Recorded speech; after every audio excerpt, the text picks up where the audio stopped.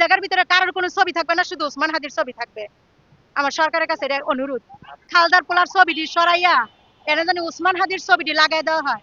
আর পুরা দেশের লোক হাদি হয়ে গেছে গা, পুরা বাংলাদেশের লোক এখন ওসমান হাদি হয়ে গেছে গা। আমি ওসমান হাদির কবরটা দেখার জন্য এবং দোয়া করার জন্য, ওনার জানি আল্লাহ শহীদ মর্যাদা দিচ্ছে, জানি আল্লাহ জানি শহীদ মর্যাদা ওনার ফ্যামিলির জন্য আল্লাহ মানে ধৈর্য ধরার তৌফিক দেয়। আর আমার সরকারের কাছে একটু অনুরোধ, বিনয়বাদে অনুরোধ, আমাদের জনগণের সরকার উনি, এই সরকার যেন এই ওনার এই যে খালদার পোলার ছবিটি সরাইয়া এনে জানি ওসমান হাদির ছবিটি লাগাই দেওয়া হয়। আর দ্রুতই জানি হত্যাকারীর বিচার করা হয়। ওসমান হাদি বললে গেছিল বাচ্চা থাকতে যে দৈরা যেন আমার হত্যাকারীর বিচারটা করা হয়। আমরা এতটুকুই চাই, হত্যাকারীর বিচারটা করা হোক। আর এই জায়গার ভিতরে কারোর কোনো ছবি থাকবে না, শুধু ওসমান হাদির ছবি থাকবে। আমার সরকারের কাছে এটা অনুরোধ। আপনি কখনো ওসমান হাদিকে দেখছেন? আমি শুধু এই ইয়াতেই দেখছি, এই যে আমাদের এই কথা কইছে, জনগণের কথা কইছে, দেশের জন্য কথা কইছে, দেশকে এত ভালোবাসছে, আমি শুধু টিভিতেই দেখছি, এমনি সরাসরি আমি দেখিনি, আমার এই ভাগ্য হয় নাই দেখার।